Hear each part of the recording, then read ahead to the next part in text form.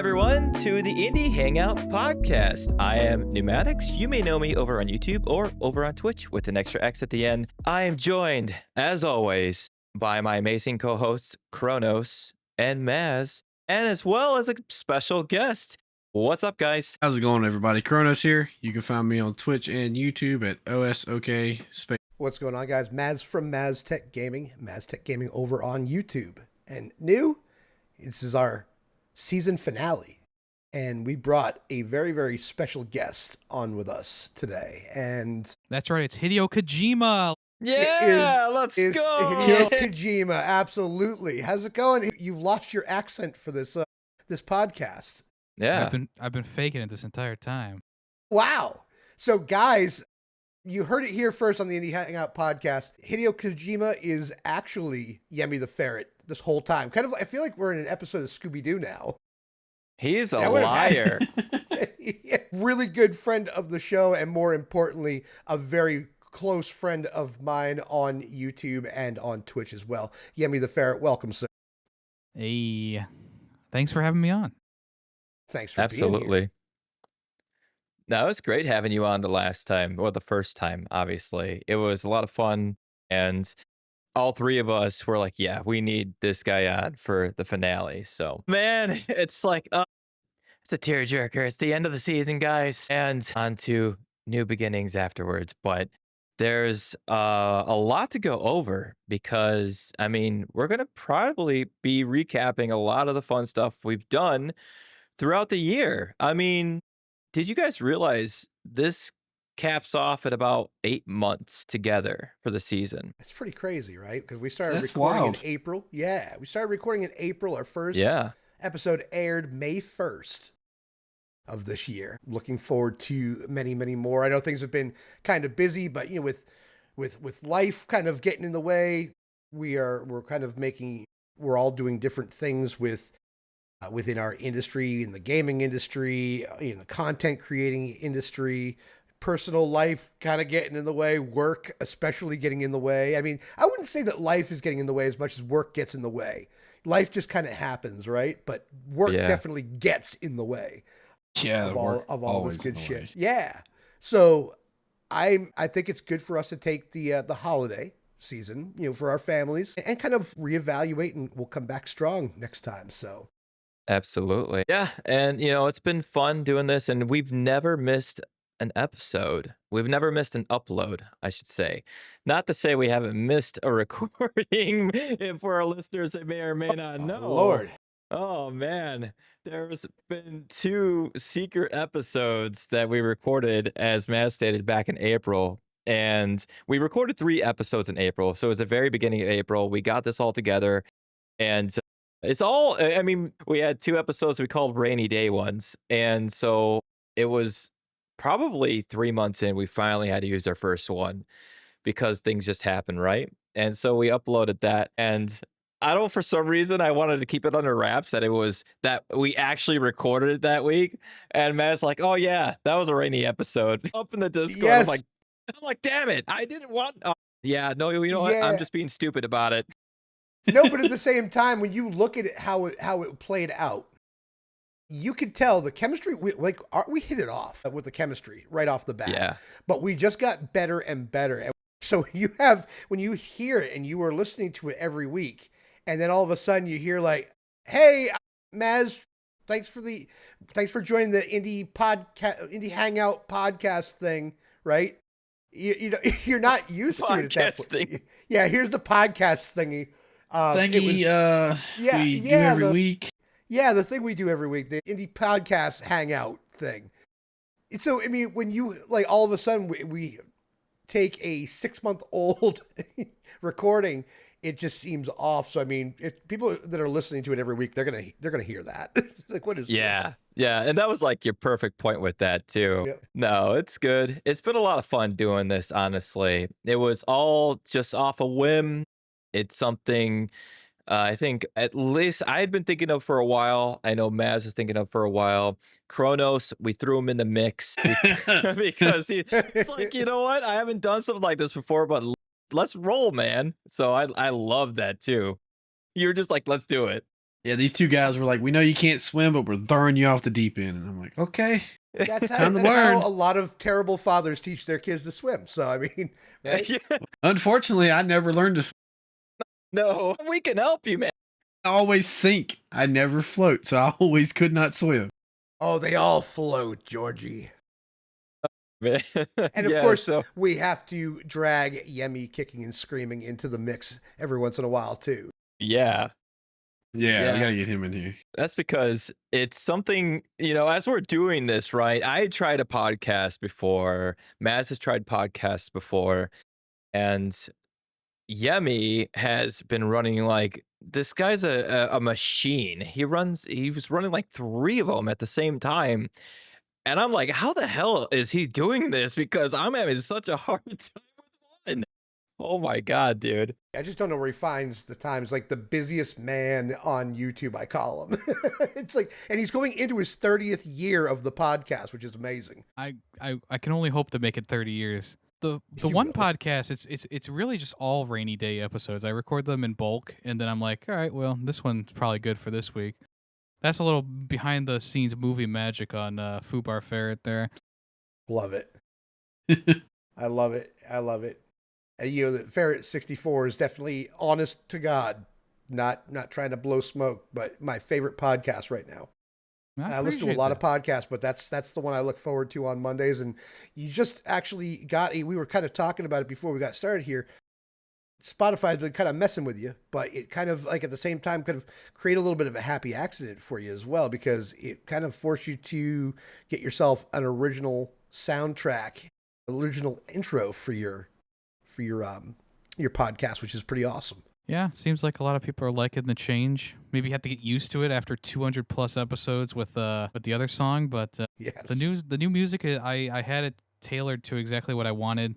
A bit of like a chip tune style with some big explosive opening, and then like it kind of dies down into something I can talk over. And the person who did it on Fiverr really just knocked it out of the park. I couldn't be more happy about it. Yeah, it's incredible for sure. So good job on that. It's really, really catchy. So if you guys have not listened to his podcast, go check him out on Spotify, check him out on YouTube. We'll make sure that we have the links uploaded on the description of this podcast as well. Yeah, I can't do rainy day podcasts for Ferret 64. It's all current stuff. So I can't like record an episode today and then like upload it a year later because nothing will make sense. Yeah, I know. Yeah, it's one of those that has to be up to date.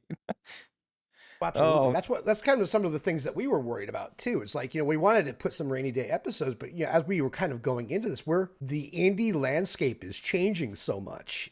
It's really difficult to be able to record in bulk because a lot of these types of podcasts really revolve around current events, kind of like with Next Fest, and we, unfortunately, I think we did a kind of a poor job covering the October Next Fest, and that's okay. Again, we've gotten extremely busy in the past couple of months.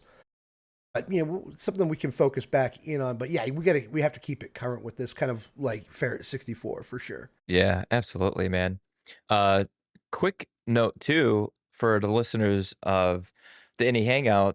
I don't know if I ever mentioned this. The intro to our podcast and the outro, I used it for the intro and the outro, obviously, is from the same music artist who's going to be doing the music for my indie game.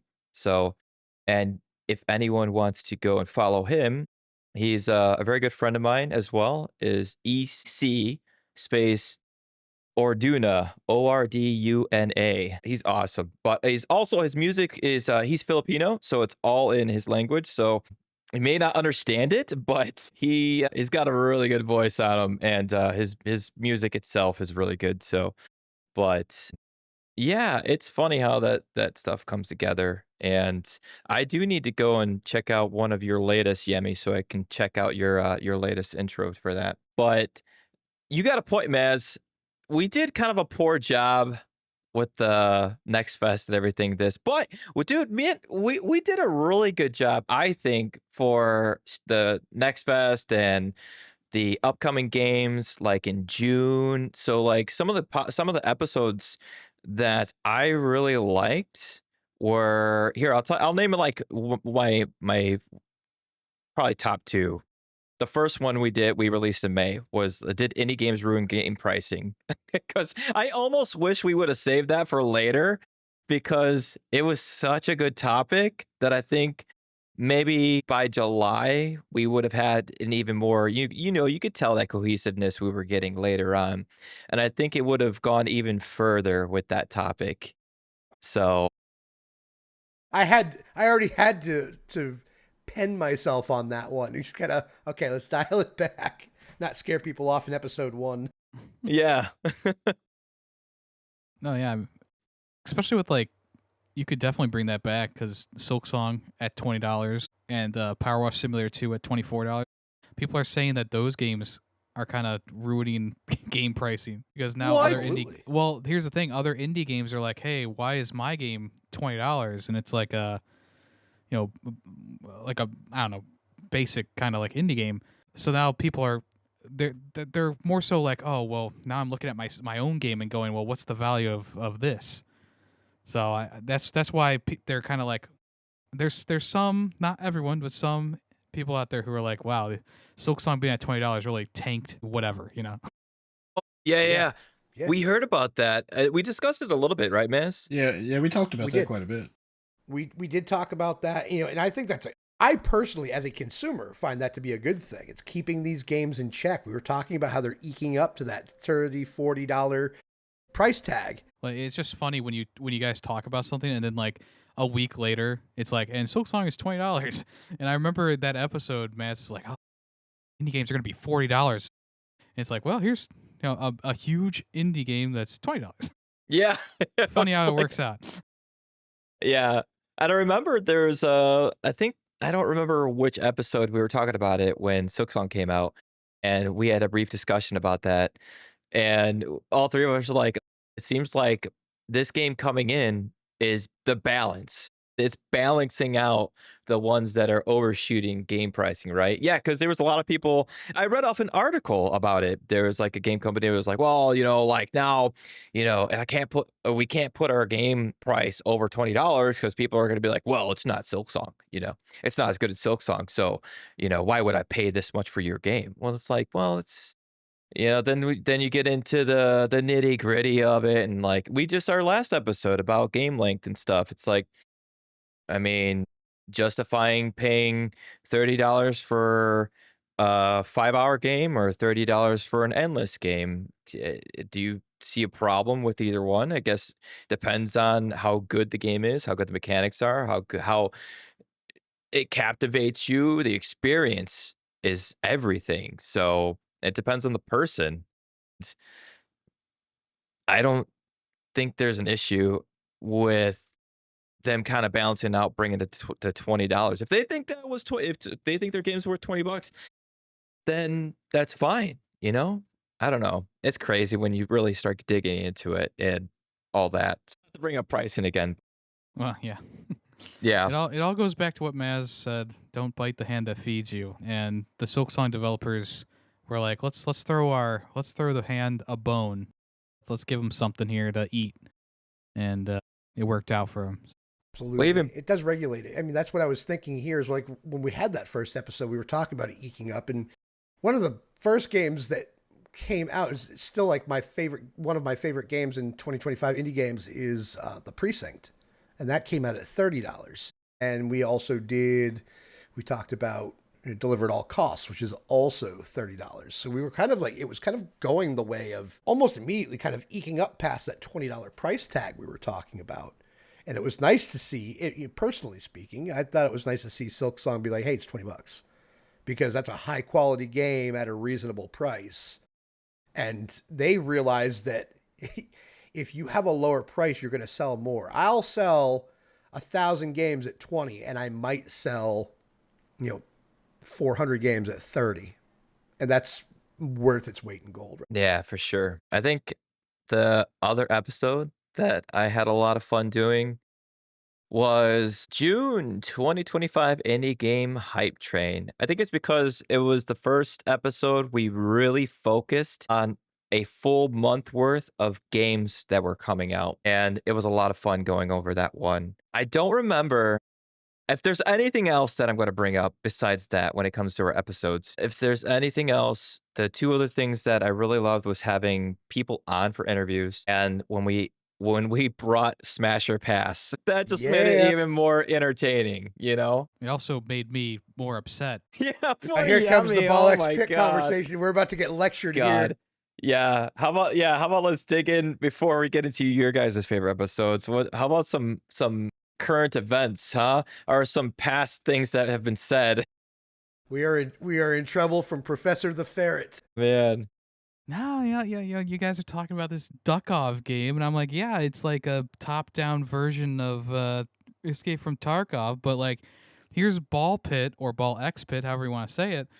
That is like a fresh idea that combines two things that really haven't been combined before with this roguelite Vampire Survivors-esque like collect the gems and level up, and a ball breaker mechanic where you're shooting out balls and then you're mixing the balls together to combine and make new balls that do new things. Like the whole time I'm listening, you guys are like, nah, that doesn't seem like a game I would like. Nah, that doesn't get it. I'm like, God, what's going on? Like, am I crazy? You're talking about this freaking duck game. Like, oh man, come on. Let's see the duck game's that wacky fun though. You know, it's like, yeah, that's why I don't know. It's so funny too because like all of us when we went over Smash Pass with that one, we're like, I think even Matt was like, come on, it's 2020, it's 2025. What are we doing here? Arcade game? And then we're like, yeah, what is this? And then it comes out, and then I brought up the news that it did over 400,000 well, not in sales, 400,000 units sold in this first week. And I was like, can you believe this, guys? We're like, oh crap. Yeah. Like, well, did we miss the mark on this one? I'm like, what is this, ColecoVision, right? And I watched Yemmy play it on his streams, and I'm like, okay, this game, there's more to it than, I mean, if you look at it just as the description, the way you had read it off, you're like, no, screw that. That sounds like crap. But it's actually a very engaging, fun game to watch. You know? Yeah. I think it's happened a couple times. I'll come into the Discord after I finish an episode, or while I'm listening to an episode even, and I'll be like, hey guys, you missed the mark on this one. Let me tell you why you should play Papers, Please. Oh yeah. We're like totally trashed on it. And Yemmy's like, you guys are wrong. Okay, I'm just letting you know right now. Actually. Oh man, I mean that's the best thing too, is with the interactions like that, man. When you'd pop in like that or ask questions for the pod, and now obviously huge into having you on for this finale for that because of your opinions of being like, hey, you know what? I need to add something else to this because. I mean, come on. We always bring up how big your library is and your knowledge of these games in general that just trumps ours. Yeah, I never want to hear you guys go, I'm not sure what this game is again, because I'll usually come in and be like, that's like a really good narrative game. What was it, the Obra Dinn or something like that? You guys were saying was like one of the best-selling indie games, and everyone's like, I never played that one. And I'm over here like, this is like one of the most like incredible narrative indie game experiences of all time. I was more focused on the stupid name. That's what was getting me on it. I mean, I'm with you, man. I mean, this is why we like the interaction. We like people. We like pushback. It's fun to share opinions, but it's even more fun when you can be people push back on it, and we have a good spirited discussion. And in some cases, like this, you prove me wrong. I mean, I really thoroughly enjoyed it when you were playing it. So I mean, something that I'm probably going to end up playing. I was wrong, and I love being able to say I was wrong when people I like to hear say, that hey, too. Call it out. Yeah, wrong. Yeah, I was wrong. Wrong. I do get the baseline of like, okay, everyone has different gaming tastes and stuff like that, but I feel like there's some games that kind of transcend and kind of break the norms, and something like Papers, Please or even Ball Pit, they're just so like, especially Papers, Please when it first came out, like these are such like unique and sometimes like really intense experiences that I think would turn a lot of people off if they were just reading a description or maybe watching a little bit of gameplay here and there. I think there's also something to be said about actually feeling the game, playing the game, and having it in your hands, which is why like every game should have a demo, in my opinion. Like, I know it takes a bit of extra time to work on, but if Ball Pit had a demo, you guys could go and just play that right now and be like, oh yeah, I get why Yemmy likes this, or I get why this is sold over 400,000 copies, but since it doesn't have a demo out there, I don't think it does. Then it's like, well, am I going to spend the $15 to maybe enjoy the game, or do I pass it up for now and come back to it when it's on sale? Kind of thing. Downloading the demo right now. It does have a demo. Okay, hold on. All right, now I'll y'all go get it. Now y'all don't. Yep, it is currently downloading, and it is complete. It is in my library now. So I'll mention this off the bat before I even get into this game. But so back in college, I had an instructor. We're creating prototypes and stuff in Unity and everything. And one of the prototypes was something that reminded me exactly of this game. The instructor said we needed to create a ball breaker or brick breaker game that was unique. And one of his examples was a brick breaker that combined with RPG elements, such as you have the warrior and you have certain elements that happens with the warrior, or you have the paladin, and then you have certain things and abilities with that brick breaker, and so on and so forth. And as you play it and progress through levels, you can unlock new abilities and stuff. And so describing that and then looking at this, I could be completely wrong, but it's kind of what it's reminding me of. It's almost like someone from that class decided to take that idea and full throttle it and created something like this. I was trying to find it because they actually were showing images of the prototype for the game when they originally had they were starting on it. Yeah. I can't find the images of it right now, but it was. Oh, here it is. So essentially, when they started with the game, it really was just like a basic knock the bricks down, bounce the balls off the walls, blah blah blah, and then it turned into an sort of like an endless, monsters come down from the screen and you collect gems to level up type of thing. So what you're talking about does sound kind of like it. So it's possible. It's possible it came from either the same realm, but we've also known especially from movies and stuff like that. Two people can have the same idea worlds apart. What's a good example? There's that Disney movie where the Madagascar. No, that's not Disney. That's DreamWorks. But anyway, Madagascar came out, and then Disney also put out a movie where animals go into the New York City or whatever. They had the same idea at the same time, but it was executed very differently. Yeah. Yeah, no, absolutely. I'm just saying how it's funny with that because it's small world, in a way, Yeah. because it's if I would have known something like this would do so well, I would have worked on. No, I'm just kidding. I probably would have never worked on anything like this, but not saying that it wouldn't be fun, because when I was in college, when I worked on my prototype project, it was a lot of fun creating something. Not something like this. Mine was more straight up just brick breaker style, old school. But no, it's cool. It's cool to see stuff like this. Yeah, we were wrong. We'll have to give it a shot. Damn it, Yemmy. If there's one thing about the indie universe that I love the most, it's how they're always combining genres and making something new. And Ball Pit was the most recent one that was it kind of perked me up, because I've kind of been, how do I put this nicely? I've kind of been over roguelites for a little bit now. Ever since I think it was last year, just the influx of roguelites and roguelite modes, God of War has one, and now a bunch of Nintendo games have them, and it's okay, I get it. This is a big genre. I'm kind of over it. And then Ball Pit comes out, and I'm oh, it's another roguelite. But then I was oh, but the game looks pretty fun. So maybe I'm back in. Maybe we're here. Reeled you back in. It's funny, all three of us would mention when we do Smash or Pass and going over new games, it seemed like at least 5 out of the 10 games were roguelites. So I get it. I get it 100% on that, man. Yeah, the Souls-like is also another one that's kind of getting oversaturated at this point.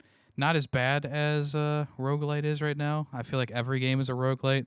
That Blue Prince game that came out earlier this year, I feel like that didn't need to be a roguelite. It could have just been a straightforward puzzle game, but yeah. Everything's got to have it. They just added the $15 or $20 DLC for Donkey Kong Bonanza, where it's oh, it's a roguelite mode, and it's I won't be buying that because I don't need that. I love the game, but I do not need a roguelite mode. Thank you. Yeah, right? Yeah. So How about you guys? Any top favorites, top things that you can take away from the podcast of this year? Me personally, I mean, I hope I don't steal this one from Maz. I really don't. But the episode where Patrick joined us, Yeah, Ruffy and the Riverside.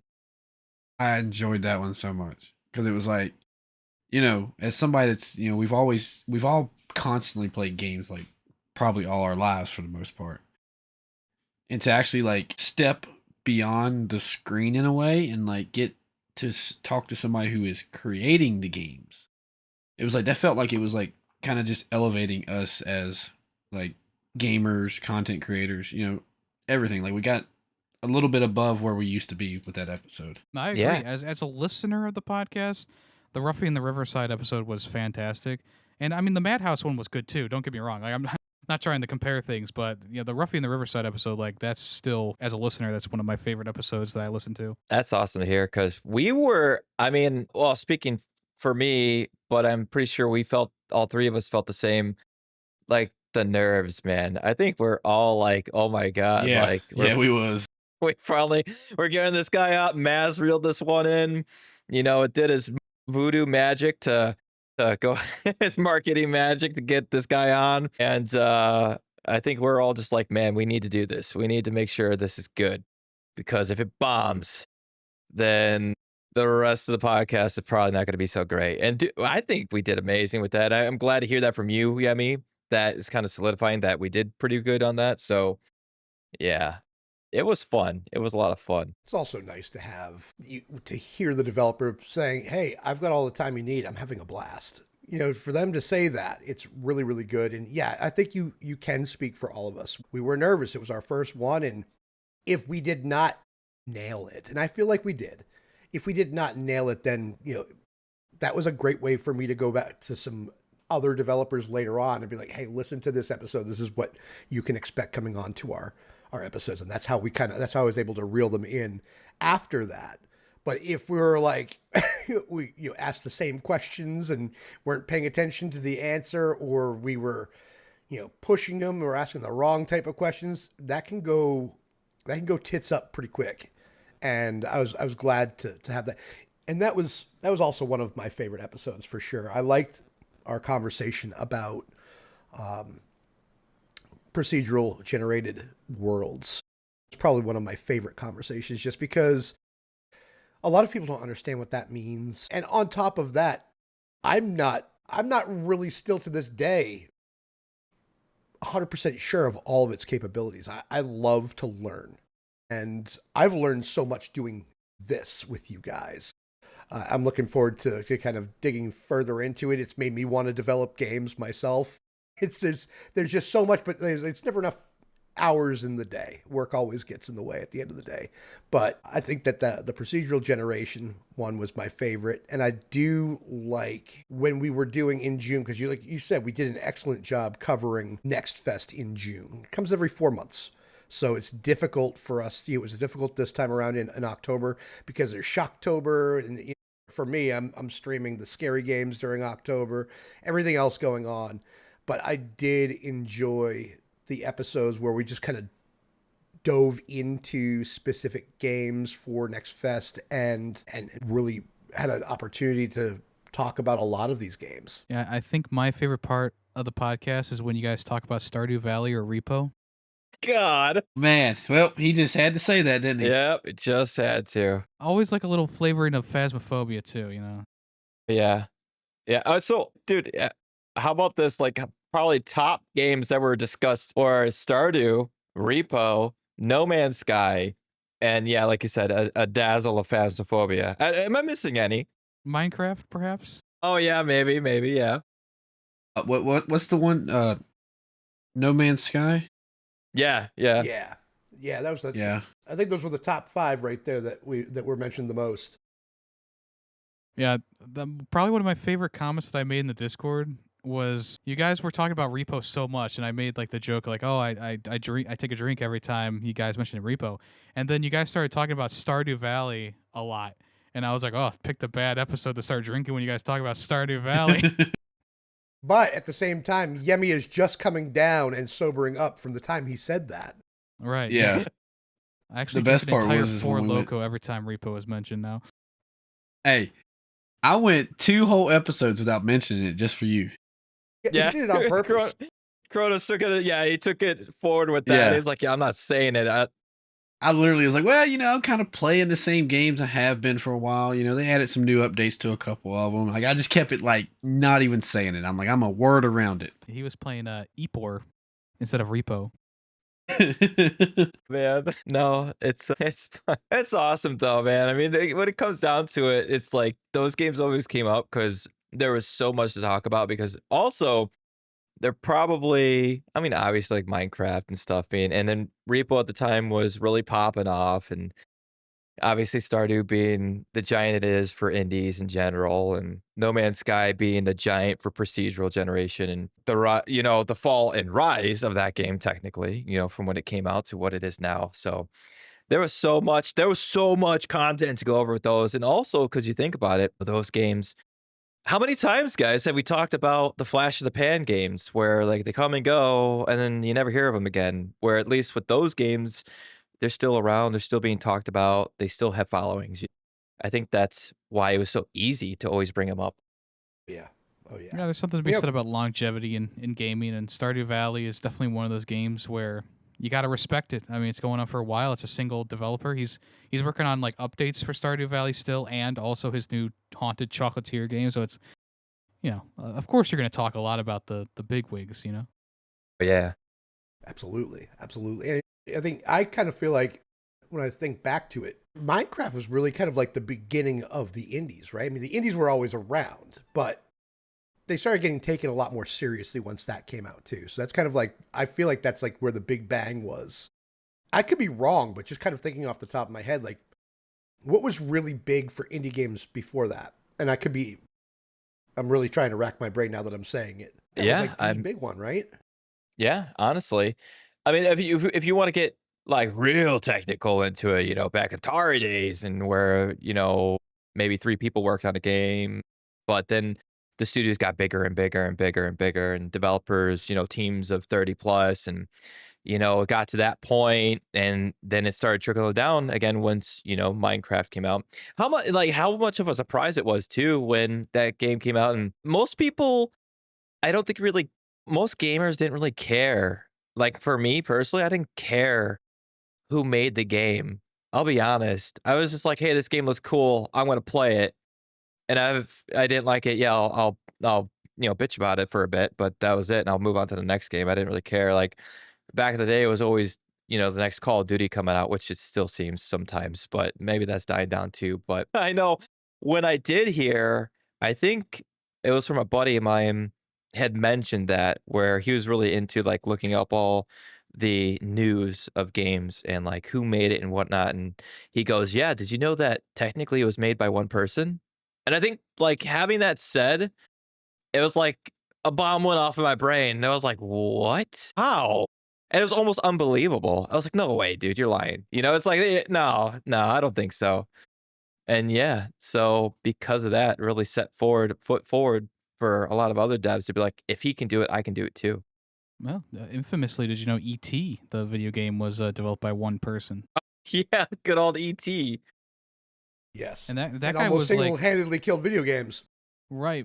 Well, the crazy story is like that guy was well renowned in the landscape, but the developer, or not developer, publisher, they screwed him so hard. They gave him like a 3-month window to make that ET game. It's covered in like a documentary pretty well, but like I don't blame that guy at all. Like a single developing a game that's supposed to be like a holiday title for ET. And it's like, I mean, yeah, back in the day, like, what are you going to do? Like there's a limitation in technology, and obviously if he was going to make a more grander scale thing, like it would take more time. So yeah, I mean, it sucks, but it is what it is, which I think also like is much better nowadays for someone to solo dev a game, especially when they have all the time in the world. They can take make their own schedule, do stuff that they want to do. But back in the day, it was much more brutal for a development team. Yeah. Yeah, especially when they're having to work off an engine that they built, or no engine at all. They're just creating stuff from scrap, and that's like the biggest thing where when I first started, I think it was like, when I first got into game development or started going to college for it. And I told these guys before, I was like, man, when I first went into it, like I was like, man, if I could just make a game where I have a little race car that goes around the track, I'll be happy. I'll be like, I'll feel accomplished, right? And then getting into it, I'm like, okay, that's not that hard. I'm like, okay, that's not that hard. I can do this, and then I want to strive for more. And realizing the capabilities that were at hand with Unity and Unreal and all these other ones, all these other engines that are out there, I was like, wow, okay, so there's a lot more tools at my disposal that I didn't know about. And I think we've walked along the path of that topic briefly about the tools that developers have at their hands now, with especially with AI and the engines and everything. That's a lot easier to get a game out as a solo dev that looks double A, even triple A sometimes. I mean, it depends on how much time they put into it, you know? I mean, you look at even some of the games that the developers that we talked to, roughly going back to Roughly in the Riverside, that was only, oh, how many people? Was it just two, or was it the two main guys and then Patrick and the other guy, and then there was maybe a couple of more? Do you remember, YemmytheFerret Kronos? Yeah, they were two of them that like one was one was helping with development, like the coding, but Patrick was the art director and the main coder, and then they had outsourced a music guy. Okay, yeah. Yeah. I mean, and look at that game. That game looks really good, for only a couple people working on it. Really good, unique art style that we haven't seen in a while. Anything from outside of Nintendo, quite honestly. I mean, I can't think of anything. I'm surprised that Nintendo hasn't sued them because it looks like Paper Mario. Yeah. They put like Mario in the game, like a tribute to Mario. I'm surprised they didn't sue him for trying that too. Oh, dear Maz. Are you mentioning this to segue into a recent topic that popped up, or a recent article that popped up? Segue? A segue? So I was, as I do, per usual, scrolling on social media and happened to be over on X, and a lot of gaming news pops up for me over there. And I'll be honest, half the time when I'm bringing up things off of random, off script with you guys, and I've told this, I think 2 episodes ago, where I take screenshots on my phone and I bring them up in the episode at some point because I'm like, oh, did you hear about this? And one of the things was I get real heated. This is, Maz gets heated for a couple discussions we've had. This one heated me. I was like, this is just terrible. It's terrible for gaming. It needs to be stopped 100%. And there was some breaking news. Nintendo's patent was denied for the Paul World. And then it wasn't directly for Paul World, but it will likely affect the Paul World lawsuit. So good news for the gaming industry. The patent was denied. So we need more of that. Stop trying to patent these game mechanics, for the love of God. 100%. 100%. In Japan. So here's the flip side. The patent in the US went through for capturing a monster in a sphere and using it, summoning it to battle for you. That went through.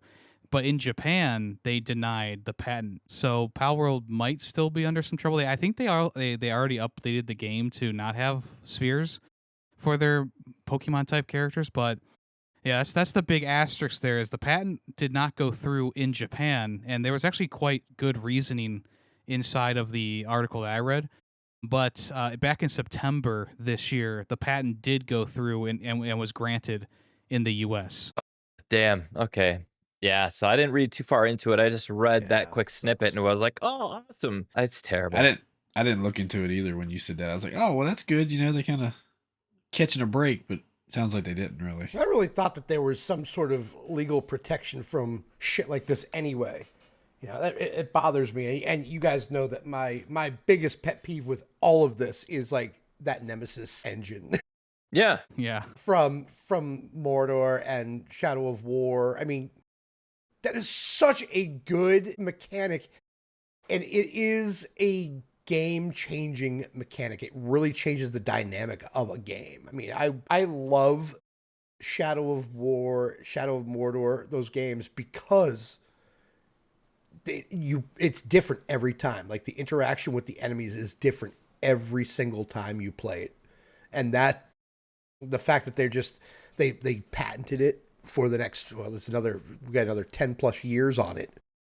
It's under patent until 2036. And we did talk about this before in a podcast episode, but I am really pissed off about it because they are patenting it just to throw it under lock and key. They were going to use it with that Wonder Woman game, but obviously that was canceled, and then they shut down Monolith Studios. So it's like, yeah, now it's definitely rotting away in a file somewhere. It's ridiculous. 100%, simply to make sure the competition doesn't use it. So yeah. I wanted to read the reason for refusal, which was translated from Japanese to English. They said the reason why it was rejected was the claimed invention or inventions could have easily been made by persons who have common knowledge in the technical field. That was the reasoning for it. Wow.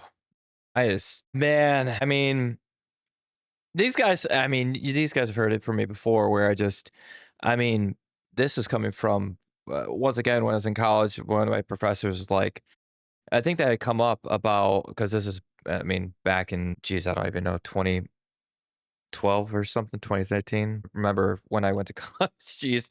But one of the professors, anyways, he was like, one of the students come up and was like, hey, how come this game company can do this and it's the exact same mechanic as this? And he brought up, he's like, well, because they can't copyright, they can't patent a mechanic. And he's like, well, why not? And he's like, well, think about it. And he goes, you go and play a Mario game and they patent, going down tubes. And all of a sudden, now that takes it off the table for anyone else that wants to put that mechanic in a game, unless they maybe throw out licensing fees, right? And he goes, and if you continue on this path, then eventually the big wigs are going to own the patents to every single mechanic that you could ever produce in a video game. And anyone who's going to try and make a game on their own, indie-wise, will not be able to without paying out the ass for licensing fees or just flat out not being able to do it. And the gaming industry as a whole will be over as we know it. And the big wigs are the only ones that are going to come out with the games. And I was like, oh, wow. Like that blew up in my head. But so it's unfortunate. That's why it's scary, because seeing stuff like this, that's why it's scary. So imagine a world where, what was that game called? Adventure, where you play as like the 1x1 pixel and you go through a maze. Imagine in a world where that developer goes, you know what? I'm going to patent movement in a video game. Right. Yeah. Dude, that is exactly the problem. So that's the problem I see with this. If they continue on this path, it's literally not trying to be funny here, but game over. So yeah, but anyways, let's not dwell on the nasties. Let's get into something more fun. Get back into some of the episodes we've been in. Or if you guys want to start breaking down into maybe your favorite games that came out this year for indies. Yeah, we can't get Maz on another 15-minute rant about Monolith, so we should definitely move on. Well, yeah, I agree, but you absolutely could. Yeah, I don't know if I want to talk about favorite games this year. Yemmy might be drunk by the time we're done. No. Ooh, there it is. I've already finished my drink, so you're in the clear. You're in the clear. Yeah. I gotta think about this. I'll let one of you guys start, because I was like, I actually gotta think about one of the latest ones, because I know it's funny. We do the whole Smash. When we introduced doing the Smash or Pass thing, it was really fun. But I'll be honest with you, the ones I said I'd smash, I haven't played. I maybe played the demo and that was it. So yeah, the amount of times I'll talk about something on the coming soon section of my podcast and be like, oh, that's kind of interesting. I'll probably play that. Just goes by without a thought, without a care in the world. Like, oops. Yeah. Forgot that came out. Oops. Yeah. Unless we're gonna talk about, like, it's more, they say it's an indie game, but I think it's more AA, which is Clair Obscur Expedition 33. Hands down. It could go down as, game of the year kind of deal. So when it released in the beginning of the year, it was such a good game. Unfortunately, another one, a surprise, I still need to finish it. I think my wife is further along in that damn game than I am. But, we've talked about in the beginning, not in the beginning, in a few episodes ago, about like when a game just pulls you in the very beginning of the game, just hooks you right away. I mean, the rest of the game is usually pretty good as well, and that one for sure was a keeper. It's something else. Yeah, I mean, that was the Expedition 33 was a rare instance of a JRPG type game with turn-based combat and whatnot, which is not my usual thing, but it's also another rare instance of a 5 out of 5 from me. Like I don't really give those out. And Claire Obscure was like the third one for this year, which is kind of crazy how stacked this year has been so far. And it just like I think one of the main reasons, like one of the main things that it is because that combat system is so fluid and fun. The turn-based system with all with the parrying and dodging in there, and then obviously on top of all that is like this really crazy story going on. Like you kind of think you know what's going on, then Act 2 hits you in like a truck, and you're like, well, I guess Yeah. that completely changed my mind about what was going on, and yeah, it just kind of keeps at it. So it's just like it was just a brilliant experience and something that I don't usually play. So it definitely got me into a genre that I'm not used to. And that's huge that, it's a game, as you said, you don't usually play and it pulled you in, That says something. That says something for sure. So, yeah, dude, I know exactly what you're saying. I got to Act 2 and I'm like, what in the hell is going on, dude? Oh my gosh. Oh yeah, it's good. It's good. That's my big one for me. Uh, but I'd love to hear the rest of your guys's for so far through the year. So I was just saying how Expedition 33 was a 5 out of 5, and there was only like a couple other games that were 5 out of 5 this year, more than usual, I will say. But the actual first 5 out of 5 that I gave out this year for brand new games was another double A kind of game, which was Kingdom Come Deliverance 2. Oh, And yeah. this is like a medieval action RPG, kind of like simulation at times as well.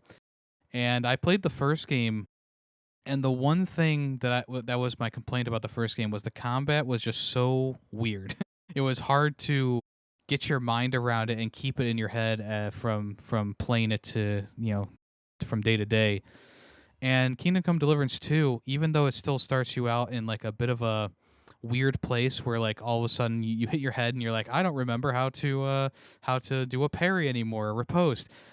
It gets you back on the saddle very quickly, and it improved not only the combat in the game, but it also very much improved like the overall world structure, the story beats. Like even though I also enjoyed Kingdom Come Deliverance 1, I thought that Kingdom Come Deliverance 2 was just a perfect, just like if you're looking for a medieval game, like you can't go any further than this one. And I think it perfectly like got you back into the saddle for the series, essentially just like starting you off from where the first game left off in its DLC, and then getting into this one. And I was just so impressed with the world building, the variety of missions, the humor in the game as well. It just all just built upon the foundations of the first game while keeping the realism elements and everything like that, just keeping them off the charts. Like if you're too smelly, people will not respect you as much, or if you're not wearing fancy clothes, like some people won't even talk to you, right? Like there's stuff like that. And then also like sword fighting, blacksmithing, reading, like all these things give you XP, and you can improve how your understanding of alchemy or sword play or blacksmithing just by performing the actions, and et cetera, et cetera. And there's so many moments in this game that really made my eyes like wide and bright and starry, right?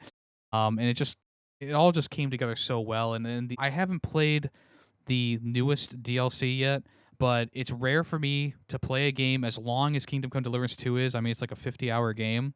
And then also come back to it and be like, well, I want to finish up these story quests, and then come back to it again where it's like the recent DLC came out and I'm kind of like itching to play that. And I went back and played DLC later in the year, which doesn't usually happen. Usually when I play a game, I have to move on to the next one.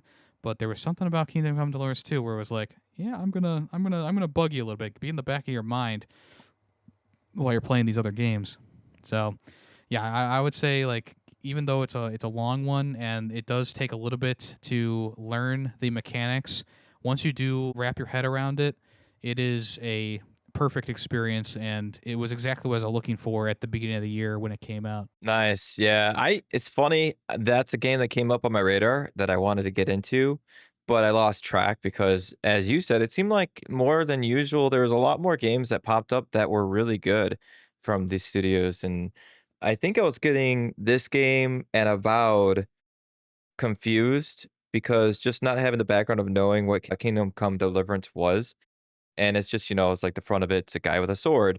I know Avowed obviously looks different because it's like magic. It's a skull with the guy and the sword. And there was another game that came out that I can't think of that it's like, oh no, yeah, like Shadow Drop Oblivion. So it's like so many like people with knights and swords. It's like I just lost track of it. Yeah, I mean, I'm gonna put my hater cap on right now. I didn't like Avowed. I tried playing it. I know it did get some good reception there, but when I was playing it, it just felt like a really basic. Yeah, I mean, I was literally just going around with like, I don't know. It just doesn't really feel like a world that was alive. And then I went back to Kingdom Come Deliverance 2, and I was like, oh my gosh, like just having people having conversations that don't feel like they've been repeated like 5 times in a row, like, and then people like acknowledging you while you're walking by them, and you can like bow to like the maidens, or you can talk to a person in passing instead of having to go into a full conversation tree. Like that sort of stuff just really warms my heart because it's world building to the next level. And when you play a game like Avowed, or even I was recently playing Anthem, which I know that's a pretty old game at this point and it's a totally different genre. But the reason why I bring it up is because there is a hub world in that game that you go to, and you go to like this bizarre, just like marketplace, and every single person in there has a idle animation. They do not speak. They don't make any noise. There's barely any music or any sound effects in the background. It's just a dead game.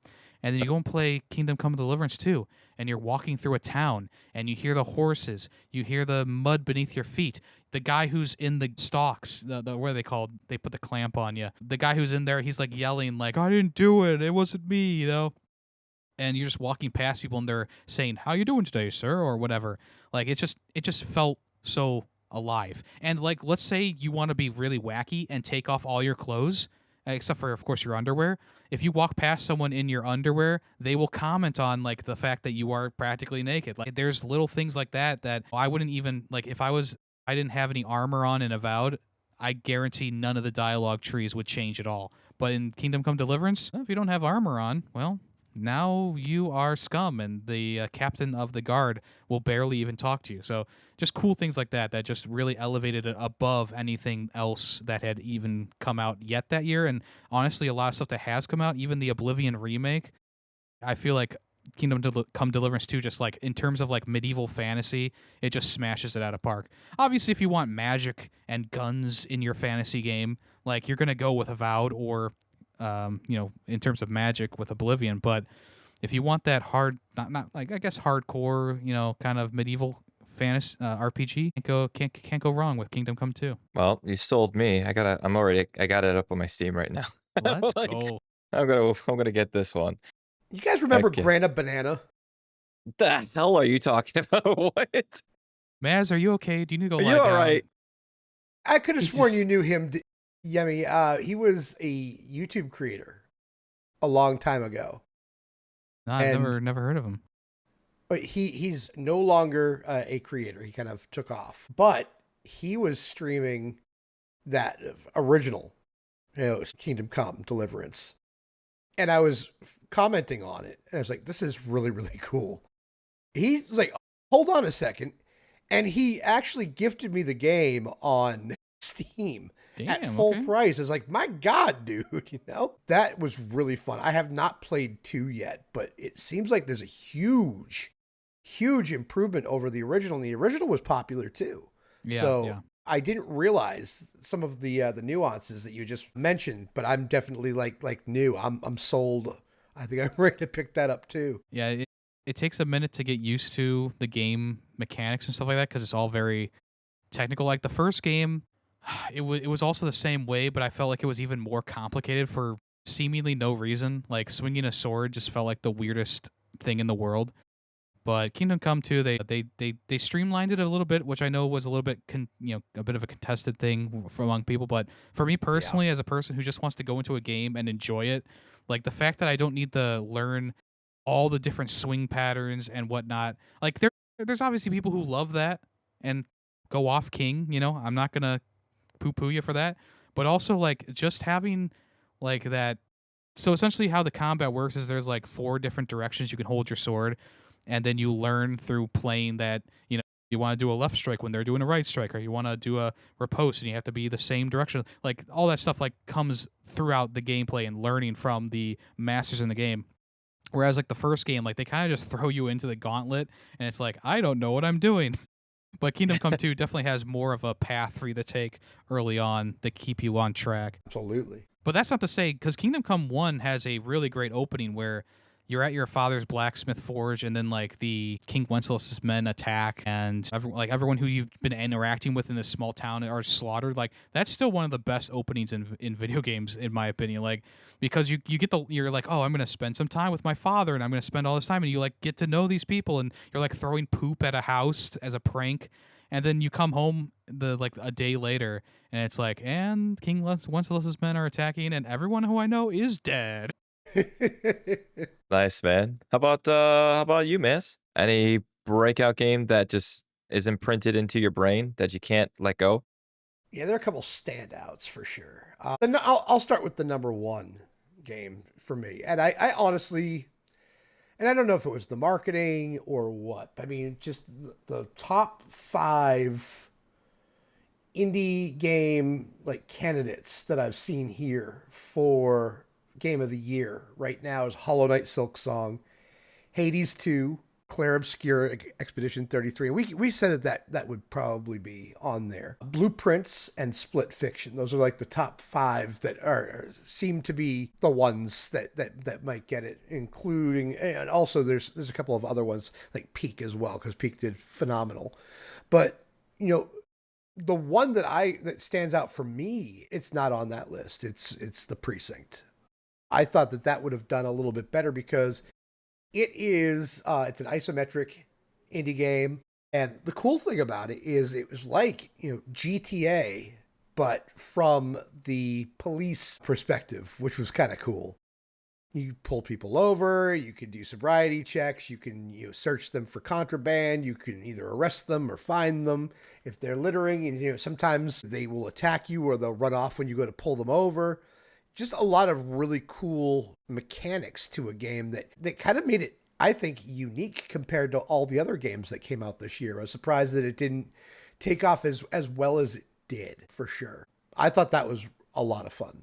That was probably my favorite one out of all the indies that I've played this year. And I've played a ton of indies, and I was doing the indie game showcases, and there's a lot of really cool games, and we met some really cool developers too, that kind of makes you, to Kronos's point, I kind of feel like it enhances you as a gamer as well. I enjoyed Ruffy in the Riverside more because I got to talk to the person who wrote and created Ruffy in the Riverside. And that's one, that's the second one on my list. I thought did a really, really good job. I thought it was a lot of fun. We've talked about it, offline. Yemmy has mentioned it in his podcasts. He was excited for it, hyped up for it, right, Yemmy? And it seemed to be missing something. It left something a little bit to be desired on your end, correct? Yeah, I something just didn't vibe with me. The world is amazing. The graphics, like that paper kind of graphics, awesome. Character design's great. But yeah, just something wasn't clicking with me throughout the time I played it. Right. And one thing that I do love about the storyline, and we kind of talked about that as well, I think it was a little bit too wordy in terms of story. And I think even Patrick had said something that's like 40,000 words, and to put it into perspective, that the original Lord of the Rings, the original book was 80,000 words. He kind of put that into perspective, which was like, wow, okay, that's going to be a wordy thing. But what I do like is that it was inspired by the Star Wars saga, the Skywalker saga, A New Hope through Return. Well, I think it was Return. It was actually A New Hope that it was inspired by, right, guys? Is that what it was? Yeah. Yeah, he Yeah, had I think so. lot of Easter eggs for that. A lot of Easter eggs, a lot of Star Wars references in the story as well. I thought it was a nice blend, and I thought that was a lot of fun too. But I think maybe it was a little bit too wordy. Was probably what wasn't jiving with me. And Kronos, you had also mentioned that there's a little bit of a lack of combat as well. Avoidable combat, not enough enemies, kind of too easy when it comes to that. And he did say that he doesn't want it to be, he didn't want it to be stone cold hard. It was designed to be easy, but I think maybe it was a little bit too easy. But I still enjoyed it, for the reasons that you had mentioned, Yemmy. The aesthetics was really, really nice. The world was charming and cute and fun, and so I enjoyed my time playing that game. And I would say that probably my third favorite one was Deliver at All Costs. I thought that was a pretty good storyline as well. Another isometric game, a little frantic, almost kind of gave me like a little bit of a Crazy Taxi type vibe to it. Just had to be everywhere quickly and different mechanics. The only problem that I had with that one is that it fizzled out quickly. It's like, okay, you've played it. You've played one scenario. You've played all the scenarios. So it did kind of, the nuance kind of ran its course quickly, but I still enjoyed the storyline. I still enjoyed, uncovering who the character was and the conflict. But I would have to say that the Precinct probably gets my number one vote for my favorite indie game of the year. That was one of those physical editions that they gave you a lot of goodies without an extra cost to it. I was very appreciative of that. Like what? Because that's cool. I probably should get a physical copy of that. It came in a tin. I know that for sure. I think it had a map of the city in there. There was a couple of things. That was like a couple months ago, so I'm kind of stretching my memory. But there was a couple like little goodies in there, like a map of the city and stuff like that. Very cool. I'll have to look into that. Nice, man. Yeah, for sure. That was a good one. That was definitely a good one. I told you in the beginning that I was like, oh, it's kind of like GTA, but the other way around. I remember watching you streaming it, and I was like, man, if it weren't for me playing all these other games, I wanted to get into. I was like, how many games have we watched or gone over, and we're like, man, not enough time in the day. But if there were time in the day, yeah. How about you, Kronos? Man, well, I played quite a few this year, increasing my library. But the standout for me, Yemmy's gonna hate me. I enjoyed Repo. I really enjoyed Repo. He was like, you're like hesitant to tell him, like, Yemmy, cover your like, ears. I can't believe this. Wow. And no, like Right. just the way the game plays, like it's like wacky fun with your friends and stuff. You can troll your friends, or you can get serious and try and go like see how many rounds you can get through, or especially when it comes to modding the game. Like we turned on like infinite ammo and like shared upgrades, and at one point we were like almost running so fast we could cover the whole map in like a couple seconds. And like like I said, with the infinite ammo, we was fighting back against the monsters and stuff. So like it's so many ways to play the game, and like I said, just that wacky fun with your friends. And as I've stated this whole season, I love multiplayer and having fun with friends, and that game really brought that flavor out of it. I gotta tell you, Kronos, some of my favorite shorts that I've watched all year were your Repo shorts. Yeah, honestly. Something would fall on them and kill them while they're in the middle of talking, and it's like because the way that it works, it's that proximity chat. So like if you're dead in the game, your microphone doesn't work anymore. So it was really funny to see somebody get shot or killed or mid sentence and just be like, I just thought it was hilarious because there were a lot of them like that. Or like somebody falls off the map and you just hear them getting quieter until they disappear. Yes. Yeah, that was like Exactly. The one time I played with you playing Repo, I think was it just a one time? I thought I played another time. Yeah, it was just the one time. Okay. So, but I remember playing that, and did that game. It's, how I am. I mean, I just did that Phasmophobia stream, scared the crap out of me. Yeah. I'm not gonna even lie, but about that. Yeah, it's so, dude, I don't get my anxiety with that crap. It makes no sense. But oh my god, I was dying inside. I was dying. But Repo is another way. It's not even that scary of a game, but like that moment where I'm sitting upstairs on like a second balcony area, and this clown is coming and he's dragging and getting closer. And like Kronos and whoever else was playing with us was nowhere in the vicinity. I'm like, shit, are they dead? Because like you said, like you have no idea. And I'm like, well, if they're watching me right now, they're probably like, come on, fuck, go. What are you doing? You know, I'm like, I can't just sit here. It's like, all right, time to brave it. And as soon as I jump down, I hear Kronos coming. I'm like, oh, thank God. It's awesome. Yeah, I got to give you fun. props, Neumatix. I got to give you the props, man. We threw the challenge at you. You stepped up like a man and did the challenge.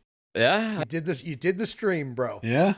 I did it. I begrudgingly, I came. It was successful, and it was funny to see you go in and be like, hey, you know what? Fuck it. I'm gonna guess it's a demon without all of the evidence. Like, the less times I have to go in, the lower my heart rate will stay. Honestly. And you know what's funny with that game? It's so much fun, but unless you have things happening like a lot, I was at a certain point nearing the end, I was getting less anxiety and more frustrated with just not having enough evidence for whatever ghost it was at the time. So yeah, it gets easier and easier. I've played it a bunch of times with a couple of my friends, Wheezy's World and the Queen of Z's, and when they first started playing, I mean, it was just like my ears would bleed because they'd be screaming into the microphone just because it was scaring the shit out of them so much. But by the time we had played it enough, they were playing like experts, like, okay, it's no big deal. right. And I think that game, you get desensitized to it the longer you play it, but it's different playing it by yourself as well. Yeah, for sure. For sure, man. All right, guys. Well, I want to go ahead and move on over to just addressing something across the podcast, which is giving some shout outs to the people who've been commenting, leaving a discussion for us to go over in the Discord and all that fun stuff. So we have the good old H Money, call me names. She went ahead and left a comment on our very first episode, just stating that she had a lot of fun. It was very entertaining. Couldn't wait for the next episode. And then obviously, I mean, elephant in the room, Yemmy, come on. I mean, he was very on top Yeah. of leaving Yemmy. good comments for us, mailbag, letting Kronos let out his amazing voice for the tune whenever we had a mailbag question. Oh man. That was good, man. I mean, that was really cool for you to come in and, as we stated at the beginning, just have another perspective on it and dropping your comments in there and for us to discuss even further when it came around, you know? Yeah, I love listening to the episodes when they. I usually try and listen to them when they come out, but you know, sometimes it takes a couple days. But I always like commenting and shooting the shit, you know, especially when I get to rag on you guys for dismissing a super cool looking indie game, you know. Yeah. Or mentioning an indie game too much. Yeah. For sure, man. So yeah, absolutely. And then we got Nilet. Nilet was always on top of it. And we even got from our latest Fubins episode with Madhouse, someone from, I think, his community went in and listened in and just dropped a nice little note saying it was a nice and insightful interview. He really enjoyed it. From Stefan. I'm not going to try and pronounce that last name. No, I'm just not going to. Or, Come on. Nah, no pressure. yeah. So no, very cool. That was over on Spotify. And then obviously we have our Indie Hangout channel over on YouTube where we had Nylet as well over there. Mrs. Maztech, look at that. Leaving card games should not be in video games. Oh man. Oh, that was on our Indie Games Innovating or Emulating episode. Then let's see. I think that about does it. And of course, someone calling me out on YouTube because I forgot to put the link to the Discord in the About section on YouTube. I don't think I did. Maybe I did. Whatever. It's fine. My bad. But no, absolutely. And then, of course, anyone that I'm missing out on who's jumped in and said hi or helped out for the discussion on our Discord. and all that. It was a lot of fun. It was a lot of fun to see all the other perspectives. I wasn't always the best. It's so weird when doing podcast episodes, right? Because in the middle of recording, I'm like, yeah, I'm gonna go ahead and upload this spreadsheet of the new games coming out to the Discord so you guys can see it. And then we're on to recording the next episode. I'm like, oh, I never did that. I need to do that. But in any case, when anyone listened in, they were still able to pop in and, you know, have a lot of fun with the discussions we're having with each episode. And I think that's also part of the fun is having the community come in on it as well. Yeah, a couple other shout outs as well, to Cryptid Gaming 4E. He was participating. Let's not forget Bailiana, of course, and Chaz Kramer 420 as well. Had some participation in the in the Discord, so thank you guys very, very much for your participation. It's been a lot of fun. And all my crazy polls and my question of the pod. It's funny, just wrapping up here, like some of the things that we started and that, it's part of the learning curve. This is season 1. Things are going to happen. We're going to throw things out there, see if it works. If it doesn't, we take them away. And question of the pod was one of those. It did okay, but it's not very great. So we went and pulled that. Mailbag was really fun. I think we should definitely continue that into season 2. And as well as the polls. The polls were good. And I think it just depends, though, because we also and we went from going, this episode is going to be about a little over an hour or so. And we were sticking down to that 30 to 45-minute mark with a little more bite size. So sometimes it didn't make sense to put in a poll or everything at once. It made more sense to maybe only do one, where, like I said, I still think the mailbag was probably my favorite that we did. Cool. All right, guys. So do you have anything else to add for our season finale? Yes, I do. It's time to play Smash or Pass. What's coming out in 2026 edition? That is right, folks. I am taking over the podcast because I feel like with the podcast taking such a long break, by the time you guys come back, some of these games maybe they'll already be out, maybe they won't, but we'll get them in your brain and see if you think they're games that you're gonna want to play. I love it. Let's do it. So I have 5 games lined up here, all of them indie games, of course, some of them bigger games, some of them smaller games. The first one is one that I think a lot of you who plays things like Repo or whatever will enjoy. It's called Big Walk. This is coming from House, the same people who did Untitled Goose Game. Essentially, you play as a bunch of lost friends in a massive world who are kind of small. You have to use, of course, cooperation with them to solve puzzles. But sometimes, you can use hand signals or even light a flare to tell your friends where you're at. It's just a game where you go from point A to point B, essentially, but there's lots of things to do along the way in this giant open world. And, of course, sometimes communication will be a little bit different. If you're using proximity chat, maybe there'll be a soundproof wall that you need to talk through and use hand signals for, or hold up cards and have people nod or whatever. So Big Walk, that is coming out, supposed to come out in 2026. Nice. That sounds awesome. That actually sounds awesome. As we are talking about them, I'm pulling them up and I'm kind of seeing a visual of what you're reading about to us as well, Yemmy. So that's really, really exciting. I'm going to start by saying, fiber internet permitting. I mean, it should be there by the time we start our next season. I should have my good internet. I'm smashing this bad boy because this could be a lot of fun. Think it's terrible. I'm just kidding. It looks really good. I'm like, it's so funny because, dude, it's funny when you see it's like, the Untitled Goose Game that pops up on the little video as they're talking about that while the person's talking. The characters look funny, cartoony, and I love it.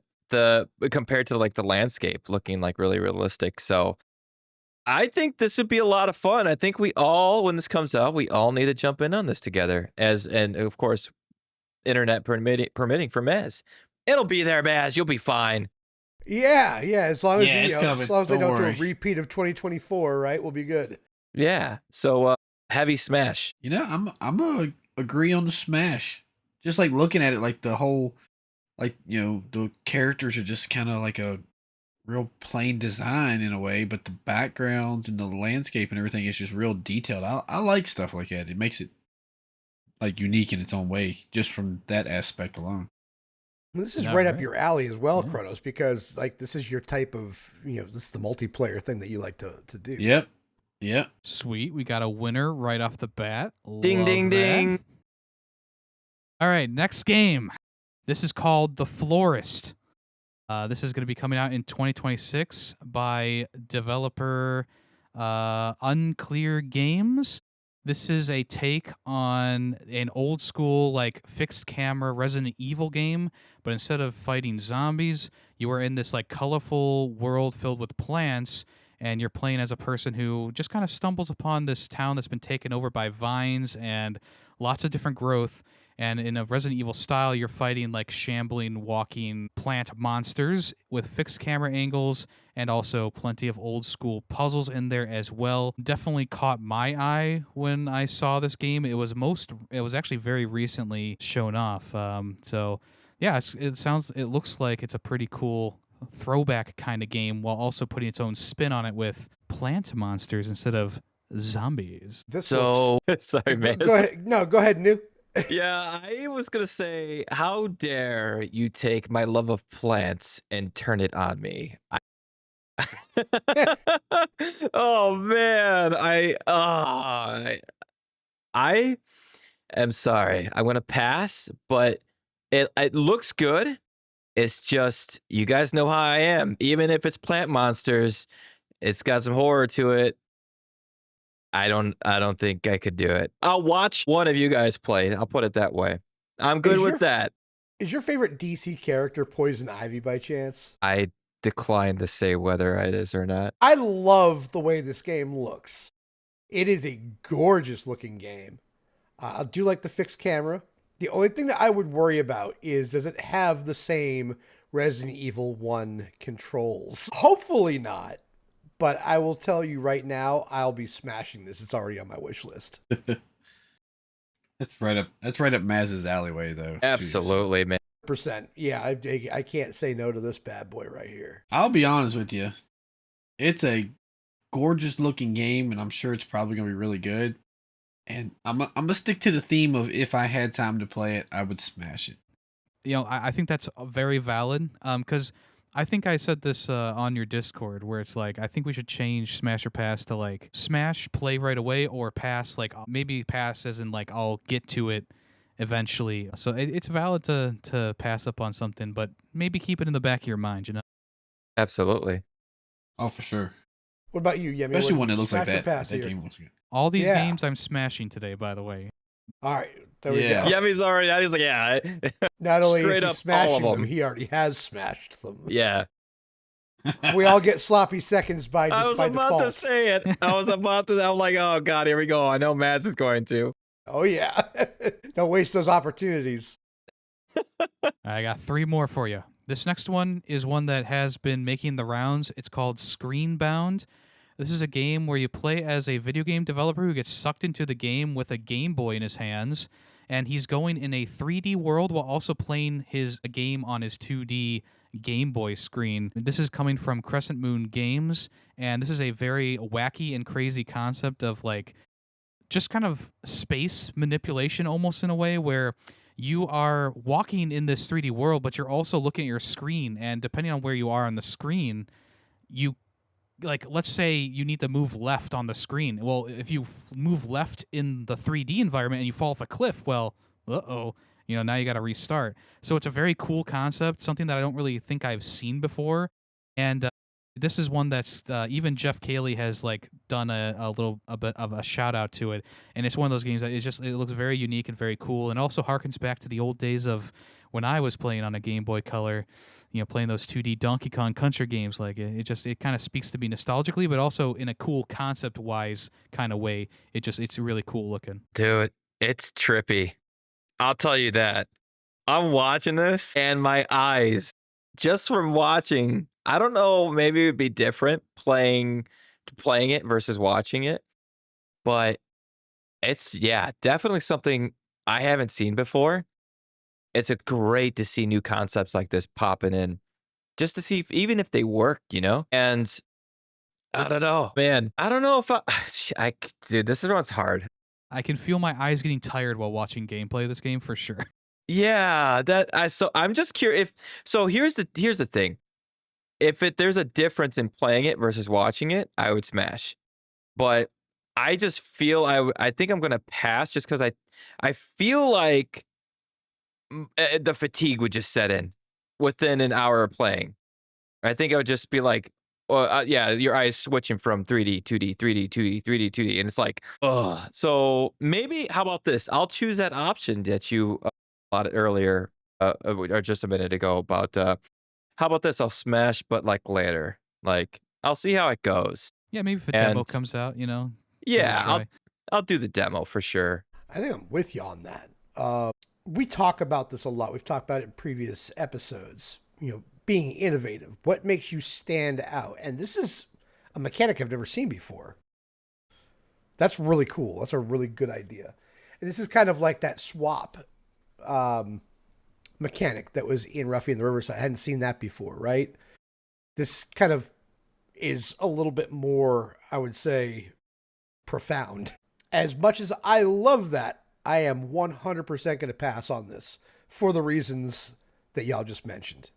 It's like, I don't know if I could be bothered with shit like this. It's too intricate for my eyes. I think it would just, I don't know. I think it would throw off your gaming equilibrium. You know, kind of like what you had just said, Yemmy. You know, if you go left, you could fall off a cliff, and it's so no, I'm out. I'm Shark Tanking that. The man's pushed down the games, and now he's cross-eyed. Exactly. I can see different abstracts now. I'm gonna smash this one. Just looking at it, like the way you got to play it, it looks like a brain teaser, and that was one of my favorite parts of Ruffy was the puzzles and stuff. I like brain teasers, so I'm gonna smash this one. Nice, dude. Hell yeah. Love it. I will say one thing though, is if this game is pretty big and does really good, they might have an issue with Nintendo looking at some of these pictures. Right?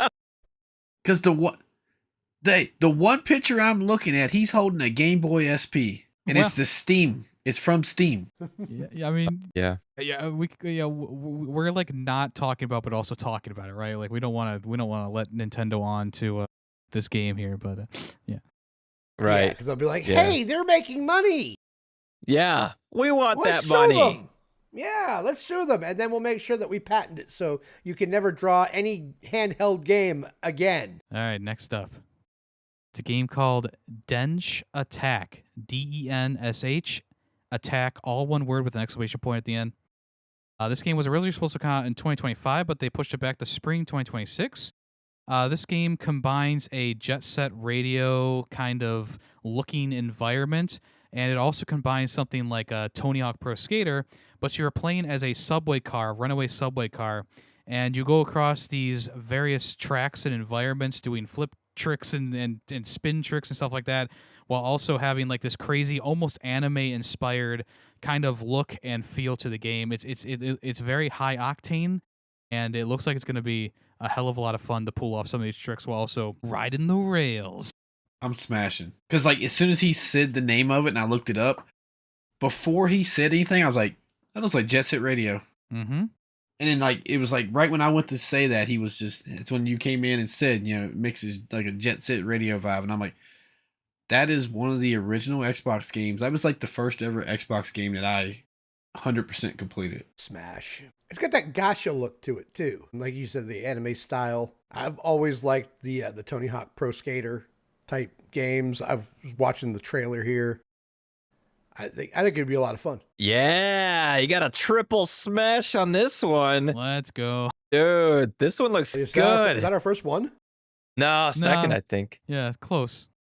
Yeah, Dude, second. I'm onto this. This is good stuff. I Cool. love the look of it. I like the you know, it's funny when it comes to like game design, a lot of game designers will say, you know, like the more flashy and out there with animations and particle systems it is, the more intriguing it is, like the more like eye-catching that draws players in. This is one of those games that definitely did that. If they didn't have so many flashy little, like, you see this, like, you hit a Ferris wheel and it goes spinning up in the air, and like, oh my gosh, flipping through a glass tunnel, like all these particle effects and craziness going on. You guys ever play a GameCube game called Beautiful Joe? Mm-hmm. Kind of that art Yeah. style looking, kind of looks like this. That's what it reminds me of. Obviously nothing connecting it to the gameplay, but yeah, I like it. Smash. Awesome. All right. Well, we have one more game on my smash or pass list. I mean, I'm just kind of throwing this one out there because, it looks kind of cute and cuddly or fun to me. This one is called The Gecko Gods.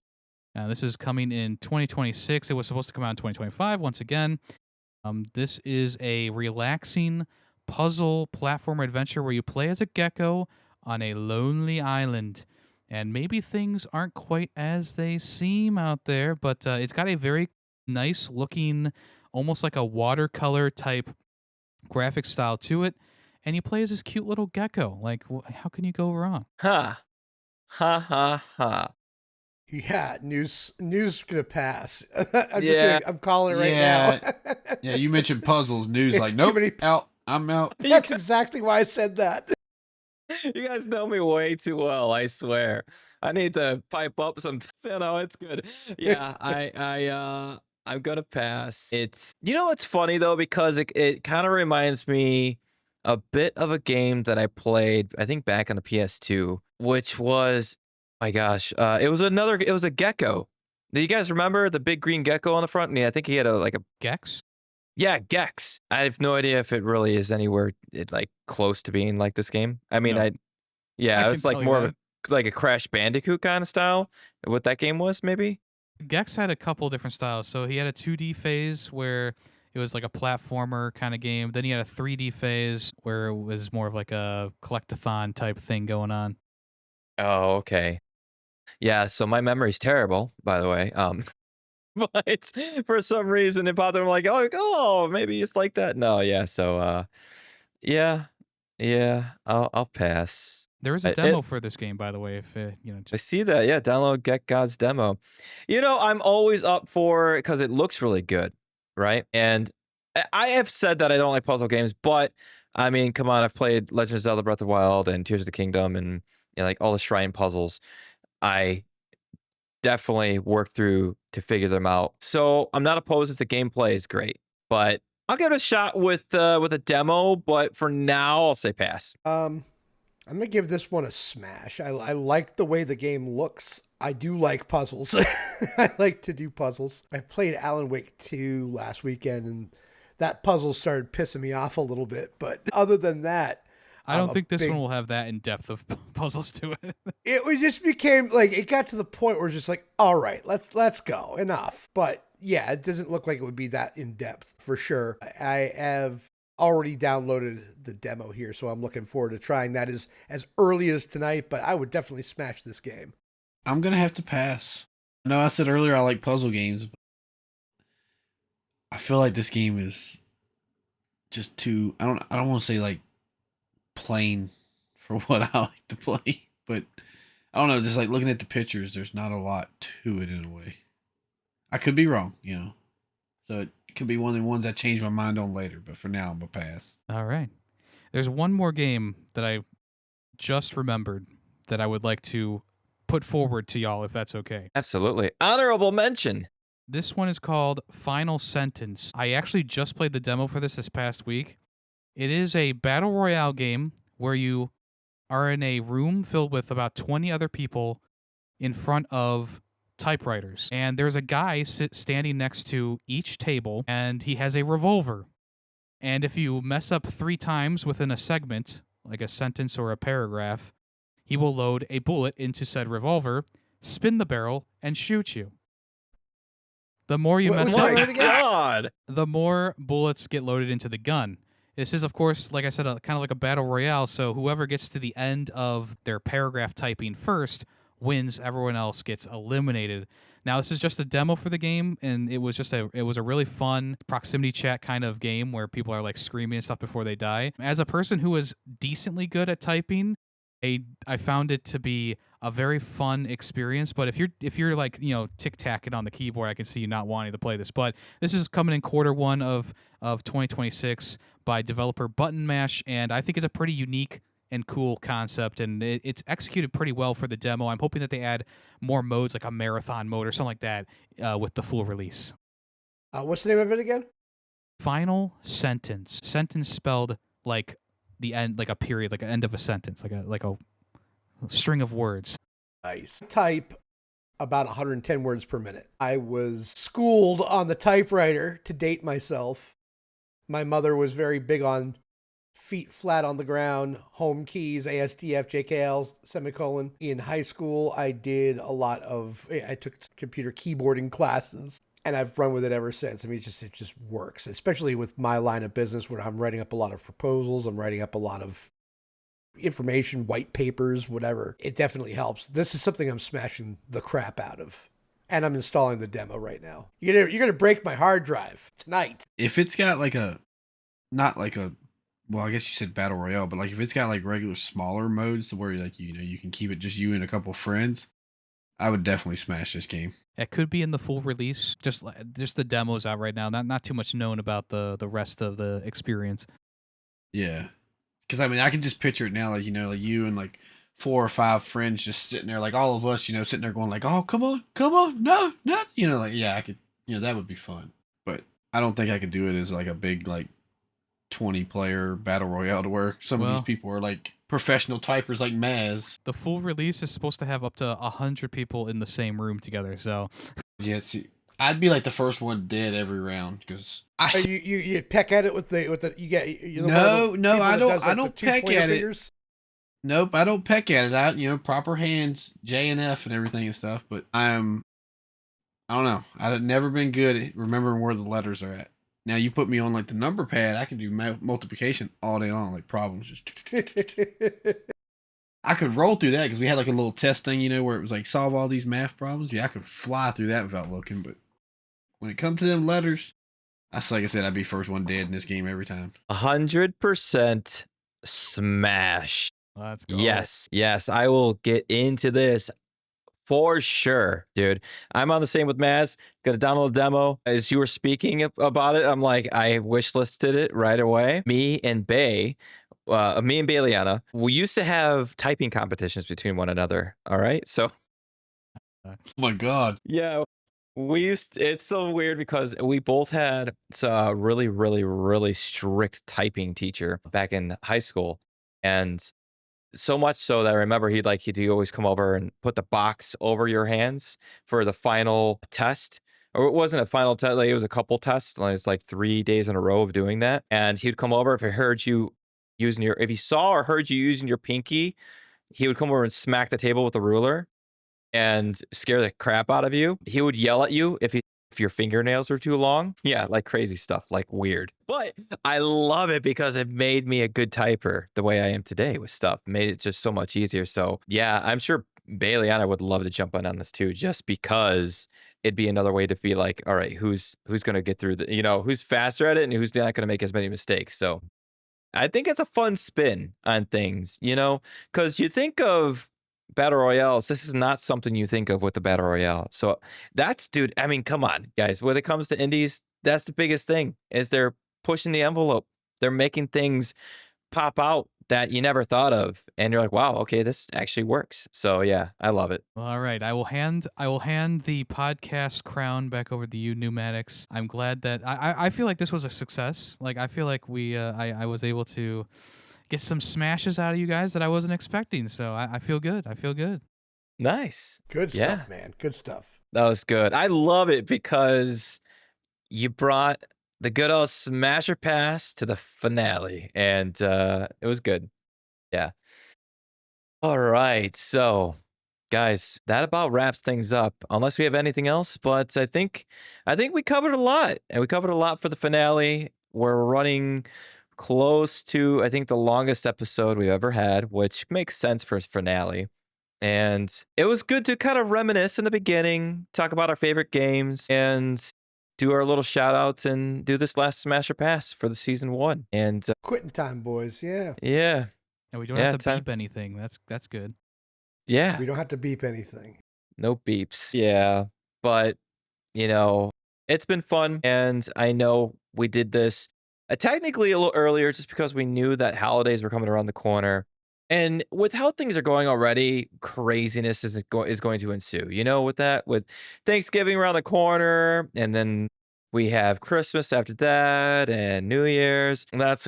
Everyone's busy. Everyone's busy. So I think this is a perfect time to send off. 100%. I appreciate again, Yemmy, for joining us, dude. We've been friends for a while now. I remember meeting you.